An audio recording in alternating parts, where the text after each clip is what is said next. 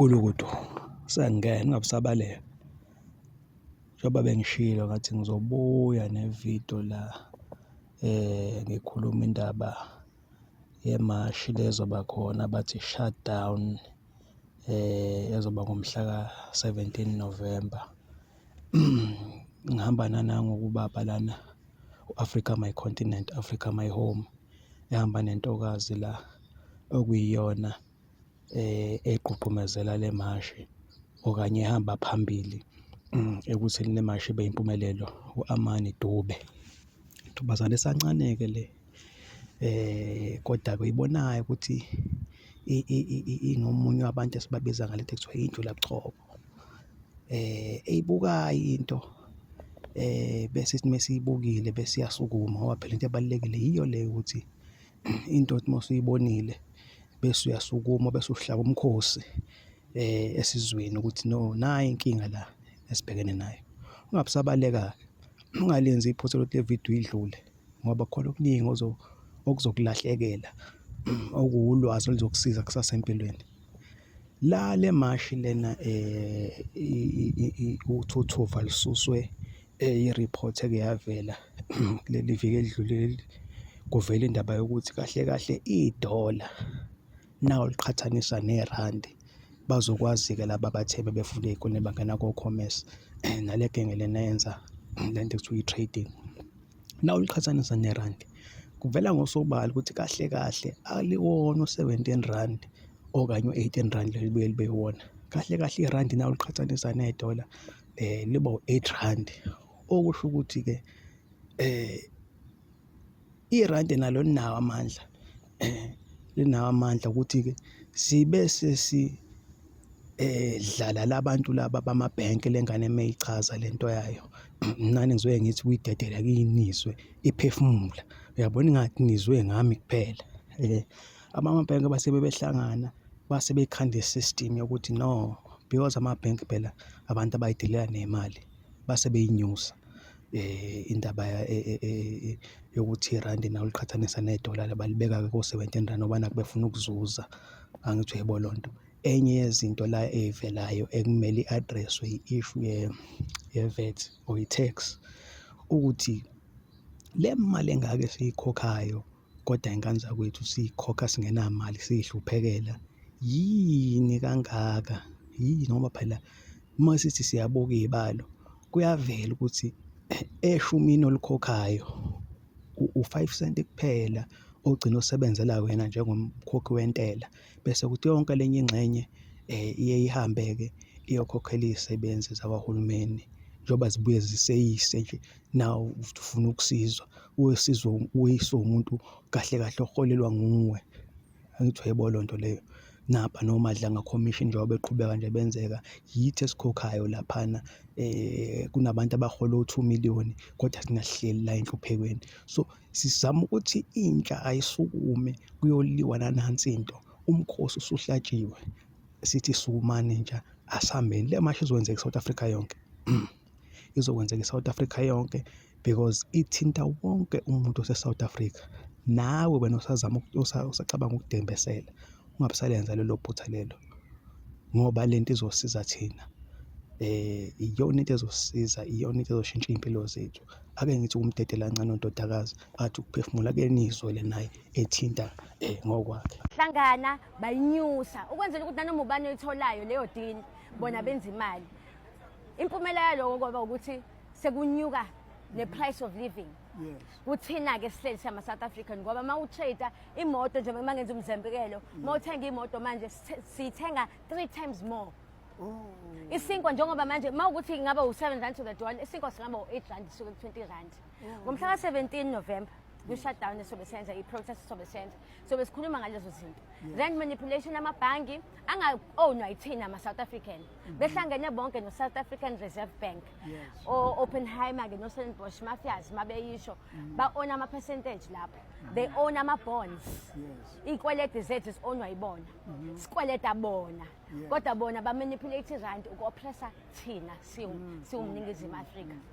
So besola lezo zinto, it's a system and it falls down kuyo yonke into ongayicabanga, upetroli, isinkwa, ivethi, So lo ne-rate inflation bafuna ukuyinyusa ngo-3%. Zonke lezo zinto ezihlangene nemali nomnotho wase-South Africa. Poverty is a man-made phenomenon. Yes. It's a problem that is created by Ngiyathemba ukuthi niyazizwela le ngane ichaza. Yena le ngane yami ichaza le nto uyayizwa ukuthi ichaza into eyaziyo futhi ibeka namaphuzu anqala azokwenza nawe wena obungazi noba ucabanga ukuthi into ihamba kahle ubone cha akuhambi kahle. Uyabo? Kahle kahle le ndaba lena i-serious ngalendlela exakile. Bahlali base-South Africa ake sizameni, ngiyaninxenxa, ake sizameni siyisukumele lento ngoba uma singayisukumeli njengoba isho le ngane kahle kahle ukuphofu yinto ekhandiwe, kuyi-system. Yabo, i-system ekhandiwe ukuthi izocindezela kakhulu thina nje abantu abamnyama. Mawuthi uyayibukisisa kahle lento lena ngoba isho ukuthi isinkwa kahle kahle isinkwa sibona u-17 u-20 rand lo suwona. Isinkwa sila ku-8 okusho ukuthi-ke ney'moto kahle kahle abana besonke siney'moto mawusuyibukisisa kahle lento ngixoxele nomngani wami. Kodwa-ke le mpilo esoyilwa ungasabi mase sizobambisana nje sizoyilwa. man-made phenomenon. Yes. It's a problem that is created by people that sit in boardrooms. Basidecide ukuthi siyongena-ke laphaya. Sikhuluma kuyimanje i-Saudi Arabia ilwela iTheku. Bafuna ukulithenga balenza iDubai. Ngaleso sikhathi i-Europe ithi hayi Saudi Arabia thina sifuna ukugubha i-lithium. Lento yenza amabheji njengoba sebeqalile nje eMzumbe. Zonke lezo zinto we need to arrest nama-politicians avumelayo ukuthi labantu bangenele kwi-system yase-South Africa. Babhala nama-policy wethu. Njengoba masiyoboleka imali mhlawumbe njengomongameli wethu simbone ehambe yoboleka imali ko-EU nako-IMF nako-World Bank. Lezi imali lezi ikweledwa yithina. Inkinga enkulu ifike ibe sekutheni njengoba beyoyikweleta izoyenza umsebenzi la e-South Africa but umsebenzi awufiki ebantwini. Ama-job creations labakhuluma ngawo awafiki. Thina asisebenzi kuyimanje. And then bona ifika idleke kubona futhi imali iphela. I-report was given by on the 4th of November. I-report ithini? Ithi tax mawuyikhokhela. Mawukhokha u-1 rand kwi-tax, u-5 cent kuphela osizwa umuntu okhokhele leyo tax. U-95 cent uyaphi? Ukhokhela ama-government officials imiholo wabo. Lapho-ke banama-position inqwaba khona bebexoxa besho ukuthi hayi ngiyi-deputy lana kodwa angizazi ukuthi ngisebenza ngenzani. Uyazibona nje lezo inkinga ezinjalo kodwa uyahola u-2 million. U-2 million ngitshele baba ungenza umsebenzi ongakanani, umehluko ongakanani kumuntu ozama ukwenza ibhizinisi eSouth Africa. E.g. So now lo 95 cent uphinde futhi uhlukane futhi almost 65% of lo 95 cent lo ophelayo nje esithubeni uya towards ama-ghost projects. Ghost projects and tenders. Mabe nyusa. I-tax njalo ikhokho wena. Kusayilo 1 rand wakho njalo. Le mali edliwayo njengoba sibuka ama-commission lawo isuka from your pocket.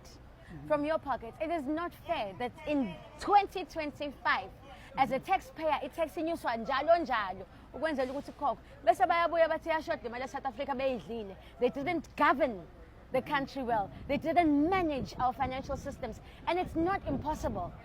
The truth is we are disrespected as citizens of South Africa, even with our very own land, our very minerals, and our money. We need to put a stop to this. This is going to be a long process because we are not fighting with just it's 1 or 2 individuals. We're fighting with a system that is oppressive towards the South African person. Uthe nkosazane nenze shutdown lezi ngane mina ngilahlekile ngazi ngophuma idola nenze shutdown niyenza nini shutdown? Ngomhla ka-17 yes wonke ama-city la eSouth Africa so besimasha submitha ama-demands wethu to National Treasury, ama-bank that are involved, the police commissions and everyone involved in the rand manipulation, in the 7 rand to the dollar exchange, and we want accountability from government for all these corrupt politicians that are involved in all this mess esiyona to be held accountable. Sifuna ababosho kube nama-documents ashoyo ukuthi nayi arrest warrant. You can't take away izinto uthatha ama-Lamborghini bese ushiya umuntu. Yes. So that's what we are marching for. So on the 17th we're giving them our demands. We will be giving them 5 days. Yes. By Friday, mawukuthi asiphenduleki siyi-youth yase-South Africa, siyabantu base-South Africa, voting, tax-paying citizens of South Africa. We are shutting down the economy. We will not participate. Not a single person will trade. All the economic hubs will not be in business on that day. This is how we're standing up for ourselves. Because the thing is, people bayasaba ukuthi, hey, we will so disturb the economy. The economy is us. Abantu ngicela bayazi leyo nto ukuthi ayikho into ekuthiwa i-economy ngaphandle kwakho. Yes. Wonke ama-decisions ayenziwa in these tables bawenza ngegama lakho, ngemali yakho, ngokusebenza kwakho, ngezandla zakho, ngomnotho wakho. Hhayi-ke ngiyathemba ukuthi nonke nizizwele nayo ingane la isiphefumulile yalichaza udaba. Khuthazekani-ke ingane zakwethu. Le ndaba lena isithinta sonke. Yophinde ngibuye-ke futhi sekiniphathele ezinye-ke iy'ndaba lezi engijwayele ukuthi nginilethele zona ey'vula amehlo njengomuntu omnyama, bese zikusiza ukuthi ukwazi ukuba nolwazi oluthe ukujula kancane ngezinto ezenzakalayo ezweni sakhile. Siyabonga.